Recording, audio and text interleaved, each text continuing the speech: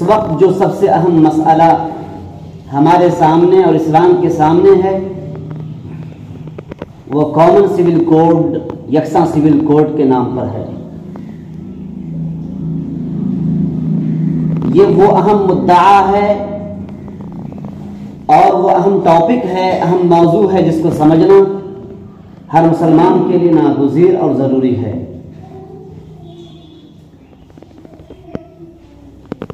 تقریر کے ذریعے سمجھنا مشکل ہے، مذاکرے کے ذریعے سمجھنا آسان ہے۔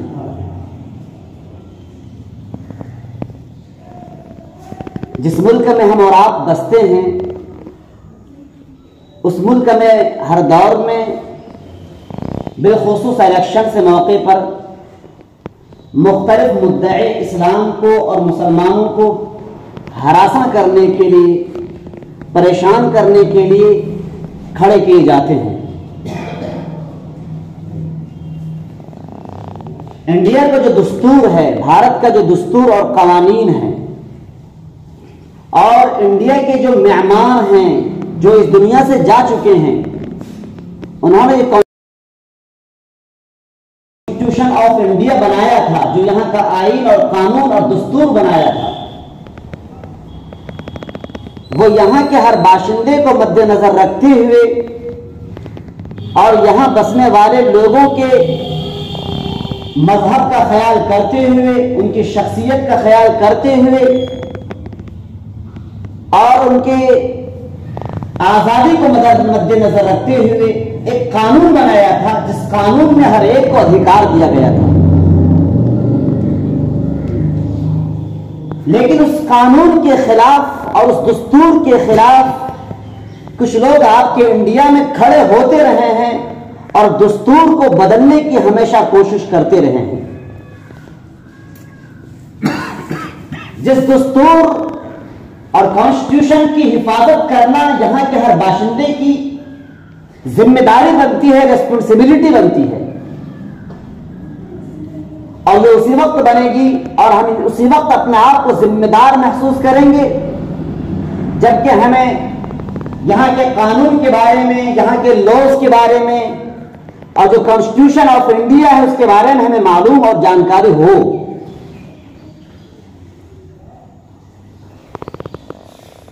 یہاں کی حکومت نے، خواہ وہ اس سے پہلے جون سی بھی حکومت رہی ہو، ہر حکومت نے یکساں سول کوڈ کو، کامن سول کوڈ کو بشکل مدعا ہر دور میں کھڑا کیا، پیش کیا، تاکہ یہاں کے باشندے، بالخصوص یہ اقلیتی باشندے یعنی مسلمان، پریشان ہوں۔ یکساں سول کوڈ کا مطلب ہوتا ہے کہ یہاں کے تمام باشندوں کو، یہاں کے تمام ناگرکوں کو ایک قانون کے تحت لا کھڑا کر دیا جائے۔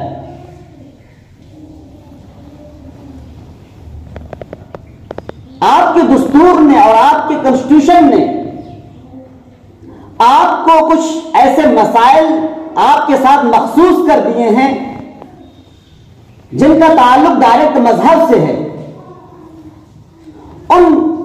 مسائل میں، ان لاز میں یہاں کی حکومت، کوئی بھی حکومت ہو، ہاں وہ بی جے پی کی حکومت ہو یا کانگریس کی حکومت ہو یا ان دونوں کے علاوہ کوئی بھی حکومت یہاں آ جائے، کسی کو بھی ادھیکار نہیں ہے کہ وہ ان لاز میں اور ان قوانین میں وہ مداخلت کرے جنہیں ہم اور آپ مسلم پرسنل لا کے نام سے جانتے ہیں۔ مسلم پرسنل لا ایک بورڈ ہے جس بورڈ کی ذمہ داری ہوتی ہے کہ ان تمام قوانین جو کہ بالخصوص نکاح سے متعلق ہے، وراثت سے متعلق ہے، تبنی سے متعلق ہے، منہ بولا بیٹے کا کیا حکم ہوتا ہے، یہ وہ قانون ہیں جن قوانین میں یہاں کی کوئی بھی حکومت آ جائے ان کو مداخلت کا ذرہ برابر بھی حق نہیں ہے۔ اور یہ لوگ صرف مسلمانوں کے لیے نہیں بلکہ یہاں پر جتنے دھرم ہیں، جتنے مذاہب ہیں، ہر ایک کے اپنے اپنے لاز ہیں جن میں مداخلت کا حق کسی بھی حکومت کو نہیں ملتا ہے۔ افسوس کی بات تو یہ ہے کہ ہمارے جو مسلم طبقوں میں کچھ ایسے لوگ ہیں جنہیں ان قوانین سے یا یوں کہہ لیں کہ انہیں شریعت سے ذرہ برابر کوئی تعلق نہیں، اپنے آپ کو مسلمان تو کہتے ہیں کہ میں مسلمان ہوں، یہاں تک کہ اپنے آپ کو ٹرانسلیٹر آف اسلام بھی گردانتے ہیں کہ میں اسلام کے ترجمان ہوں، میں اسپوک پرسن ہوں، میں جو کہوں گا وہی قانون ہے، وہی قرآن کہتا ہے، وہی حدیث کہتی ہے، جو سراسر ان کی غلطی اور غلط فہمی کی دلیل ہوتی ہے۔ ایسے لوگ کبھی میڈیا پر آ جاتے ہیں، کبھی نیوز چینل پر آ جاتے ہیں، کبھی انٹرویوز دینے کے جہاں چاہتے کھڑے ہو جاتے ہیں، جنہیں اسلام سے کوئی مطلب نہیں اور اسلام کی وہ ترجمانی کرتے ہیں۔ اور ایسے لوگوں کی باتیں ہم اور آپ جیسے بھولے بھالے مسلمان جنہیں اسلام سے بہت زیادہ تعلق نہیں ہے یا اسلام سے تعلق ہے لیکن اسلام کی جو حقانیت ہے اس کے بارے میں نالج ہونا چاہیے، ہمیں معلوم نہیں ہونے کی بنیاد پر ان کی باتیں ہم ایکسیپٹ کر لیتے ہیں، کیونکہ یہ دور تو گوگل کا دور ہے، یہ دور تو یوٹیوب کا دور ہے۔ ہمارا رشتہ جو پہلے قرآن اور حدیث سے ڈائریکٹ ہوا کرتا تھا وہ ختم ہو چکا ہے۔ اب تو ہمیں کوئی مسئلہ پوچھنا ہوتا ہے ڈائریکٹ گوگل سے پوچھتے ہیں، اگر ہمیں کچھ سمجھنا ہوتا ہے ڈائریکٹ ہم یوٹیوب سے سمجھنے کی کوشش کرتے ہیں،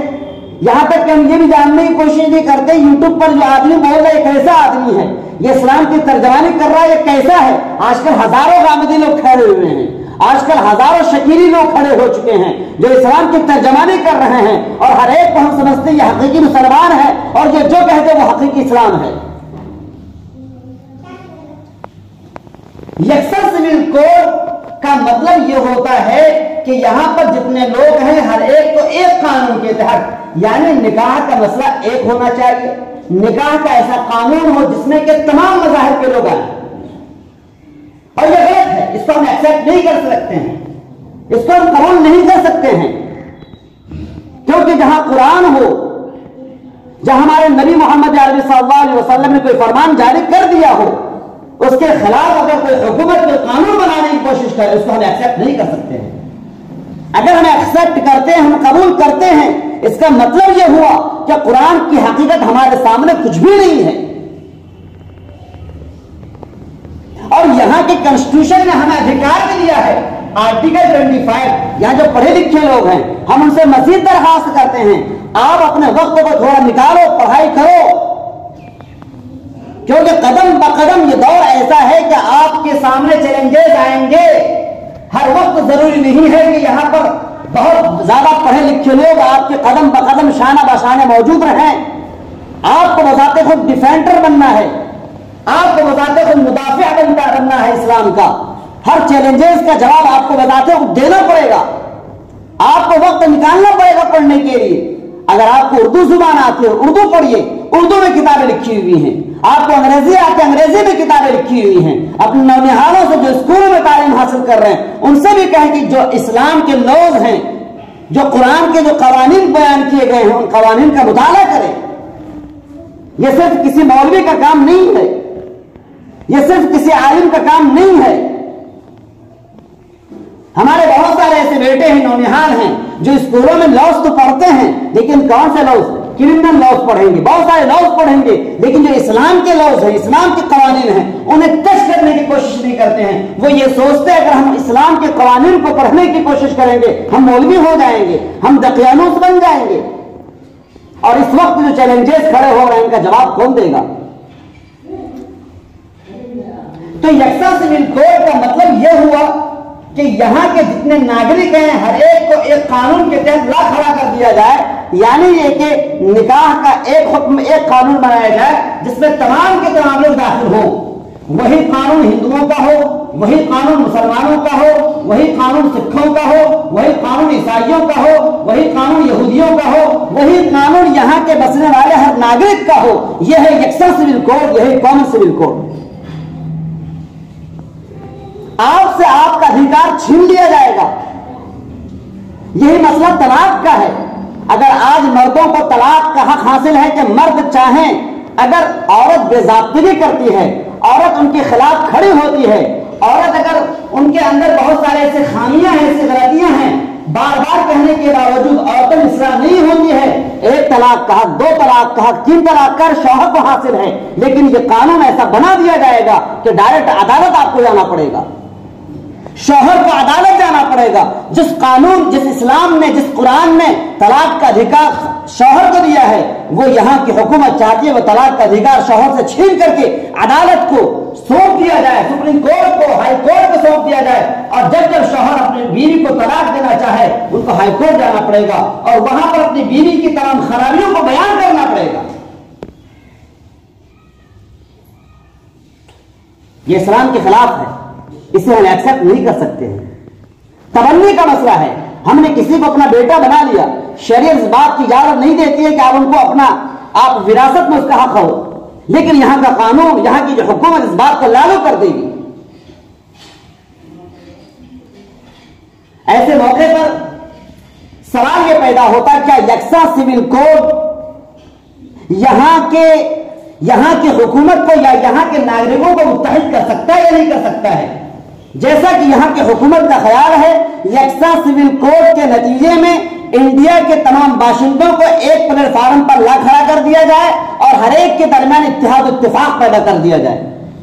اگر یکساں سول کوڈ سے اتحاد اتفاق پیدا ہو سکتا ہے تو آپ کو پیچھے چلنا پڑے گا اور پچھلی جو ہسٹری ہے اس کا مطالعہ کرنا پڑے گا. آپ کو دیکھنا ہے کورو پانڈو جن دونوں آپس میں بھائی تھے، جن دونوں کے درمیان لڑائی ہوئی، جن دونوں کا قانون ایک تھا، کورو اور پانڈو دونوں ایک باپ کے بیٹے، جن دونوں کا قانون ایک، لیکن ان دونوں کے درمیان وہ خطرناک لڑائی ہوئی جس کو آج پوری دنیا مہابھارت کے نام سے جانتی ہے. اگر یکساں سول کوڈ کی بنیاد پہ اتحاد پیدا ہو سکتا تو کورو اور پانڈو میں کبھی لڑائی نہ ہوتی. اگر یکساں سول کوڈ کی بنیاد پر لڑائی ختم ہو جائے تو 1914 میں جو لڑائی ہوئی ہے، 1914 سے لے کر 1918 میں پہلی جنگ عظیم ہوئی ہے، کئی کروڑ لوگ اس عالمی جنگ میں مارے گئے ہیں. وہ لڑائی مسلمانوں کی لڑائی نہیں تھی، ان لوگوں کی آپسی لڑائی تھی جن لوگوں کا مذہب ایک تھا. برطانیہ اور فرانس اور ان دونوں کے ساتھ جو ہم نما لوگ تھے، جرمنی اور اٹلی، یہ وہ تمام ممالک ہیں جن کے قوانین ایک تھے، جن کا مذہب ایک تھا. لڑائی ہوئی ان لوگوں کے درمیان جہاں قانون ایک ہونے کے باوجود ایسی لڑائی ہوئی کہ پوری دنیا گواہ ہے کہ سب سے زیادہ اس جنگ میں مارے گئے لوگ. پتا کیا چلا؟ یکساں سول کوڈ کی بنیاد پر کبھی آپ لوگوں کو متحد نہیں کر سکتے ہیں. اسی طریقے سے دوسری جنگ عظیم 1939 سے لے کر 1945 تک ہوئی، وہ بھی جنگ عظیم جو دوسری جنگ کہلاتی ہے، وہ بھی جنگ عظیم انہی لوگوں کے درمیان واقع ہوئی تھی جو ایک مذہب کے ماننے والے تھے، ایک دھرم کے ماننے والے تھے، ہر ایک کا قانون ایک تھا. ایک قانون ہوتے ہوئے بھی لڑائی آپس میں ممکن ہو سکتی ہے، تو آج اگر یکساں سول کوڈ لاگو کر دیا جائے تو کیا لڑائی نہیں ہو سکتی ہے؟ اور کیا ہو سکتا ہے یکساں سول کوڈ لاگو کرنے سے؟ آپ کا جو دستور، آپ کا جو کانسٹیٹیوشن ہے، آرٹیکل 25 اور آرٹیکل 26، یہ یہاں کے ہر ناگرک کو، خواہ وہ مسلمان ہوں، خواہ وہ عیسائی ہوں، خواہ وہ بدھسٹ ہوں، خواہ وہ یہود ہوں، غرض یہ کہ آپ کے انڈیا کے جتنے ناگرک ہیں یہ قانون ہر ایک کو آزادی دیتا ہے. مسلمانوں مسجد میں جاؤ، چرچ میں عبادت کرنے والوں چرچ میں جاؤ، گرجا گھروں میں عبادت کرنے والے گرجا گھروں میں جاؤ، مندروں میں عبادت کرنے والے مندروں میں جاؤ، ہر ایک کو اس کے دھرم میں آزادی ہے. یکساں سول کوڈ کی بنیاد پر آرٹیکل 25 ختم ہو جائے گا، آرٹیکل 26 ختم ہو جائے گا، گویا کہ آپ کا قانون کا ستیاناش ہو جائے گا. اس کی حفاظت کرنے کی ذمہ داری یہاں کے ہر باشندے کی ہے. اگر کچھ ایسے لوگ جو شرپسند عناصر ہیں، مجھے معاف کیجیے گا، مجھے کھل کر بولنے دیا جائے، جو بی جے پی کی حکومت ہے، اگر وہ چاہے کہ یہاں کے قانون کو ختم کر دیا جائے اور اس قانون کی جگہ پر ایسے قانون کو نافذ کر دیا جائے جس قانون میں اچھے لوگوں کا بھی مریادہ ختم کر دیا گیا ہے، تو ایسے قانون کے خلاف ہر ایک کو کھڑا ہونا پڑے گا. اور بالخصوص ہم مسلمان، اور آج کے وقت میں بتا دوں یکساں سول کوڈ لاگو کر بھی دیا جائے گا، جنوبی انڈیا اور مشرقی شمالی انڈیا ان دونوں کے درمیان زبردست لڑائی ہوگی. کس طرح سے لڑائی ہوگی؟ جنوبی انڈیا کے جو لوگ ہیں وہاں کا قانون ہے کہ سب سے مکرم اور سب سے بہتر کام یہ ہے کہ بھانجا اپنی ماموں اپنی بھانجی سے شادی کر لے، سب سے بہترین کام یہ ہے، ماموں اپنی بھانجی سے شادی کرے، سب سے بہترین کام یہ سمجھا جاتا ہے۔ جو شمالی، جو جنوبی انڈیا کے جو وہاں پر غیر مسلم لوگ ہیں، ان کے یہاں یہ دھرم ہے، یہ قانون ہے ان کے یہاں کا۔ اگر یہ قانون نافذ کر دیا جائے گا، ایک قانون، تو یا تو یہ ہوگا کہ جو مدراس کے رہنے والے ہیں وہ غلط ہوں گے، بہار کے رہنے والے صحیح ہوں گے، یا بہار کے رہنے والے غلط ہوں گے، مدراس کے رہنے والے صحیح ہوں گے، اور دونوں کے الگ الگ ہندو بسنے والے ہیں، ان دونوں کے درمیان لڑائی ہوگی۔ پتہ یہ چلتا ہے کہ یکساں سول کوڈ کی بنیاد پر پورے ملک کو آپ متحد نہیں کر سکتے ہو، زبردست لڑائی ہوگی، اور خاص طور سے ہمارا قرآن ختم ہوگا، ہمارے نبی کا فرمان ختم ہوگا۔ اس چیز کو اگر ہم برداشت کر لیتے ہیں تو یاد رہے قیامت کے روز ہمارے گریبان کو تھاما جائے گا، پکڑا جائے گا۔ جب قرآن کے قوانین بدلے جا رہے تو آپ خاموش تھے، اور ہم کہتے صاف انکار کر، ہمیں تو پڑھنا نہیں آتا ہے۔ بہت سارے لوگ ہیں جن کو پڑھنا آتا ہے لیکن وقت نکال کر پڑھنے کی کوشش نہیں کرتے ہیں۔ آج کل بہت ساری کتابیں اردو زبان میں آ چکی ہیں، ان کتابوں کا مطالعہ کریں، اسلام کو سمجھنے کی کوشش کریں۔ اسلام ہمیں اس بات کی دعوت دیتا ہے کہ پڑھو ہمیں۔ اسلام میں جہالت نام کی کوئی چیز نہیں، اس بات کو ذہن نشی کر لیں۔ اسی بنیاد پر ہمارے مفتیان فرماتے ہیں اگر کوئی جاہل شخص کوئی ایسا گانا اپنی زبان سے ادا کر دے جس گانے میں شرکیہ اور کفریہ الفاظ ہو تو وہ کافر ہو جائے گا۔ وہ یہ نہیں کہہ سکتا کہ میں جاہل تھا اور میں نے یہ گانا بول دیا۔ اسلام میں جہالت نام کی کوئی چیز نہیں ہے، آپ کو پڑھنا پڑے گا۔ اسی بنیاد پر مفتی خالد سیف اللہ رحمانی جو مسلم پسند اللہ بورڈ کے صدر ہیں، انہوں نے صاف فرما دیا مکتب کی تعلیم فرض عین ہے، اور میں نے اس سے پہلے 1000 مرتبہ یہ بات کہی ہے کہ مکتب کی تعلیم کو فرض عین سمجھو، اسکول کی تعلیم فرض عین نہیں ہے۔ قیامت کے روز نہیں پوچھا جائے گا آپ نے اپنے بچے کو ڈاکٹر بنایا نہیں بنایا، انجینئر بنایا یہ نہیں بنایا، یہ فرض عین نہیں ہے۔ لیکن مکتب کی تعلیم جس سے کہ عقیدے کی اصلاح ہوتی ہے، جس سے کہ ہمارے نبی کون، ہمارے اللہ کون، یہ محبت ان کے دلوں میں بیٹھتی ہے، وہ تعلیم فرض عین ہے۔ ہمیں یہ معلوم نہ ہو کہ جو ہمیں کھلاتا ہے وہ کون ہے، جو ہمیں پلاتا ہے وہ کون ہے، جو ہمیں پہناتا ہے وہ کون ہے۔ آج بھی ہمارے نوجوان نسلیں بولتی ہیں میں نے شادی کی میں کھلاؤں گا۔ جب تیرا باپ نہیں کھلاتا تو کیا کھلائے گا اپنے بچوں کو؟ اللہ کھلاتا ہے، لیکن ہمارا عقیدہ نہیں ہے مضبوط، ہم نے اپنے بچوں کی اس طرح سے تربیت نہیں کی۔ قطب الدین بختیار کاکی رحمۃ اللہ علیہ کا واقعہ مشہور ہے، وہ جب وہ 5-6 سال کے ہوا کرتے تھے اپنی اماں سے کہا کرتے تھے اماں جان بھوک لگ رہی ہے، کہتے ایسا ہے کہ جو کچھ کھانا ہو بھوک لگی تو اللہ سے مانگ لیا کرو۔ چنانچہ طریقہ ہوتا تھا جب بھوک لگتی تھی اللہ کے دربار میں کھڑے ہو کر کے وہ نماز پڑھتے تھے اور کہتے ہیں اللہ بھوک لگ رہی ہے، ادھر ماں روٹی پکا کر کے تکیے کے نیچے رکھ دیا کرتی تھی۔ یہ تربیت کا طریقہ تھا۔ جب بچے کو بھوک لگتی تھی بچہ نماز کے لیے کھڑا ہوتا، ادھر ماں روٹی پکا کر تکیے کے نیچے رکھ دیتی، نماز مکمل ہوتی، تکیہ اٹھاتا، بچہ گرم گرم روٹی ملتی، وہ یہ سوچتا ہے کہ اللہ تعالیٰ ہمیں روٹی کھلا رہا ہے۔ ایک مرتبہ ایسا ہوا کہ بیٹا مدرسے سے آ گیا، ماں تھی نہیں وہاں پر، بچے کو بھوک لگی نماز کے لیے کھڑا ہو گیا۔ اب اگر ماں روٹی پکا کر سامنے رکھے تکیے کے نیچے تو بچے کا یقین گڑبڑ ہو جائے گا، لیکن ماں کا یقین تو 100% اللہ کی ذات پر تھا کہ اللہ تو ہی کھلاتا ہے۔ چنانچہ اللہ کے دربار میں ماں کھڑی ہو گئی اور رونے لگی، بلکنے لگی، گڑگڑانے لگی، پروردگار روزانہ میں اپنے بچے کے یقین کو مضبوط کرنے کے لیے اپنے ہاتھ سے روٹی پکا کر رکھا کرتی تھی، یہ کہا کرتی تھی بیٹا تجھے اللہ کھلاتا ہے۔ آج میں روٹی رکھنا بھول گئی، آج اپنا جلوہ دکھا دیں۔ دیکھتے کیا ہے کہ بچے نے سلام پھیرا، روٹی کھائی اور اپنے اماں سے کہا اماں جان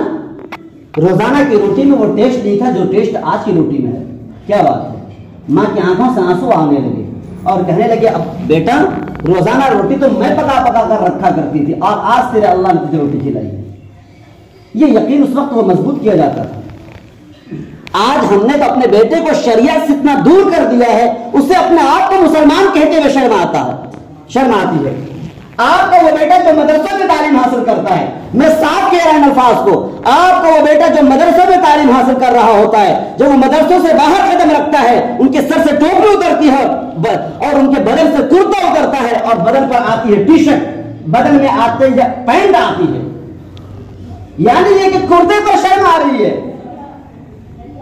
غلطی ہمارے اساتذہ کے، ہمارے مدرسے میں پڑھانے والے مولانا کی نہیں ہوتی ہے۔ مولانا کو آپ نے اپنے بچوں کو 2 مہینے 3 مہینے 1 سال 2 سال کے لیے حوالے کیا ہے، لیکن وہ بچہ بچپن سے لے کر کے 10 سال تک تیرے پاس رہا، لیکن تو نے اپنے بچوں کی تربیت نہیں کی۔ 10 سال تک اس پتھر پر آپ نے پانی ٹپکایا، پتھر سوراخ ہو چکا ہے، آپ نے غلط تربیت کی اپنے بچوں کی۔ آج آپ کے بیٹوں کو اپنے آپ کو مسلمان کہتے ہوئے شرم آتی ہے، داڑھی رکھتے ہوئے شرم آتی ہے۔ اگر کل ہو کر کے یہاں کی حکومت آپ کے خلاف قانون بنائے تو آپ واڑیلا بچائیں گے، سڑکوں میں کھڑے ہو جائیں گے۔ کیا کر سکتے ہیں آپ کے ہاتھ سے طلاق تو ختم ہو گئی، 3 طلاق برابر 3 طلاق تھی ہے، قرآن کہتا ہے، لیکن اسلام آپ کی حکومت نے قانون چھین لیا، کیا کر سکے آپ؟ لہذا آپ سے میں درخواست کرتا ہوں، جو مسلم پرسنل لاز ہیں، ایسے قوانین جو ہم سے ریلیٹڈ، ہم سے خاص ہیں، ایسے قوانین کو آپ بذات خود عدالت کے بجائے جو قاضی حضرات ہوا کرتے وہاں تک پہنچانے کی کوشش کریں، تاکہ کل حکومت کو یہ موقع نہ مل سکے کہ طلاق کے واقعات سب سے زیادہ مسلمانوں میں پائے جاتے ہیں، لہذا قانون بنا دو عورتوں کی آسانی کی خاطر، نکاح غلط طریقے سے ہو رہے ہیں، جہیز غلط طریقے سے دیا جا رہا ہے۔ اگر کیا ہوگا کہ اس طرح کے خیالات، اگر اس طرح کی چیزیں سامنے آئیں گی، حکومت کو پورا کا پورا موقع مل جائے گا۔ اے نوجوانوں، میں آپ سے بھی کہتا ہوں، میں اپنے آپ سے بھی کہتا ہوں، میں نے بھی شادی نہیں کی اور آپ نے بھی شادی نہیں کی ہے، اللہ کے واسطے اس جہیز کی لعنت کو ختم کر کے دکھاؤ۔ اور یہاں پر جتنے لوگ بیٹھے ہوئے ہیں، آپ میں ہر ایک کو یاد لینا پڑے گا کہ آپ اپنے بچوں کی شادی کرواؤ تو موقع مت دو حکومت کو۔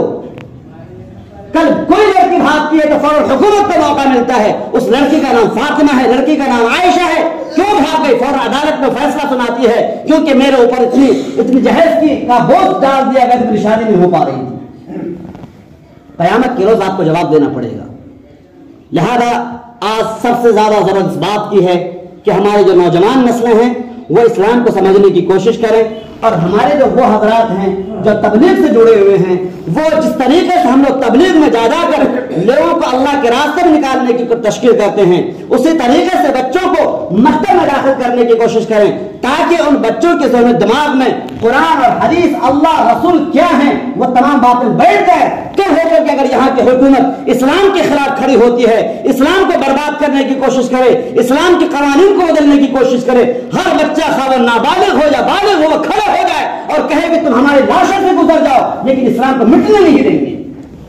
اگر کہ ہم نے اسلام، اس انڈیا کو آزادی دلانے کی خاطر ہمارے آباء نے پھانسی کے پھندے کو چبا ہے، اگر آج اسلام کو مٹانے کی کوشش کرے گا، آج پھر ہم اپنے خون کو اپنے خون سے اپنے اسلام کی حفاظت کرنے کو تیار ہیں۔ یہ جذبہ ہم میں سے ہر ایک نوجوان کے اندر ہونا چاہیے۔ اللہ تبارک و تعالی ہمیں عمل کرنے کی توفیق عطا فرمائے۔ وآخر دعوانا